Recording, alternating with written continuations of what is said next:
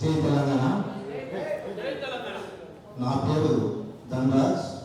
నేను గత 30 సంవత్సరాలుగా ఏపీ సినీ ఆర్టిస్టు ఉన్న దగ్గర నుంచి ఈరోజు తెలుగు సినీ డిజిటల్ ఆర్టిస్ట్ యూనియన్ వరకు పనిచేస్తూనే ఉన్నా. నేను మన యూనియన్లో ఉన్నప్పటి నుంచి మన యూనియన్లో ప్రెసిడెంట్ కానీ సెక్రటరీ కానీ క్యాషియర్ ఎవరు యూనియన్ ముందుకు తీసుకపోలేదు. నా అనుభవం ప్రకారం చెప్తున్నా. ఎవరైతే ఎదురు మాట్లాడతారో వాళ్ళని సస్పెండ్ చేసుడు, వాళ్ళని ఆ గ్రూప్లోకి వెళ్ళి తీసేసారు. ఇట్లా వాళ్ళు పెత్తనం చెల్లాయిస్తూ ఇప్పటివరకు తీసుకొచ్చారు. మాకు కూడా తీసుకొచ్చింది. ఇక మా వల్ల కాదు, మేము మీ మీద పోరాటం చేస్తాము.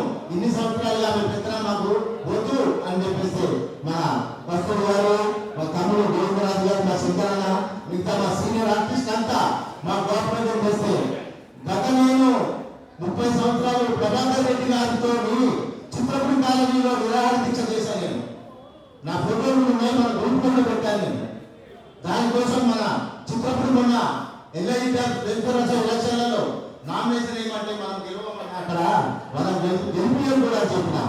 కస్తూరి గారు వెంట కలిసి లేదన్నా వేయాల్సిందే అన్నారు. చిత్రపురి ఎల్ఐసి అంటే లోయింగ్ అది 465 శక్తి, దాంట్లో నేను నామినేషన్ వేస్తా.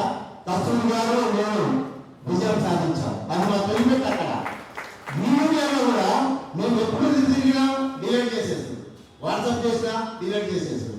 ఇంకా ఎప్పుడు మాకు తెలంగాణ వచ్చింది, మొన్న కార్మికుల సమస్య జరిగింది, అయినా ఎవరికి న్యాయం జరగలేదు.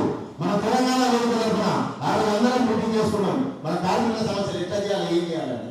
అయినా ఇది కావాలని వీళ్ళకు ఎంఓసి సర్టిఫికెట్ కావాలని ఇవ్వకుండా చేసింది. ఇది వాళ్ళ కుట్ర. దానికి నేను చెప్తున్నా. కాబట్టి వాళ్ళకి ఇవ్వలేదని తెలంగాణ మనం ఇవ్వలేరు.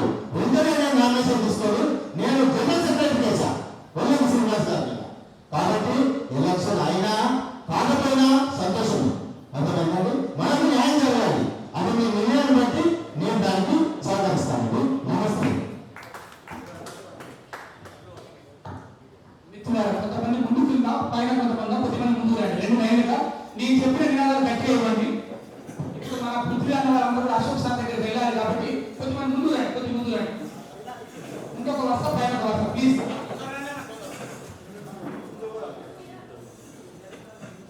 మిత్రులారా, నేను రద్దు చేయాలంటే ఎలక్షన్ రద్దు చేయాలని చెప్పండి తెలుగు ఆర్టిస్టులకు.